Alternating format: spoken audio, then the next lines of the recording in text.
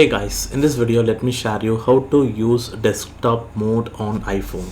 So if you are using the Safari browser in iPhone means, now in the Safari browser at the bottom you need to click on this text settings here, double A, just to click on this. Here you have a two request desktop site. One is here request desktop site, and also under the website settings also there is a request desktop website. Now if you are using this website for rarely, or if you are using for a single time means, so then you can just click on this and click on request desktop site right from here.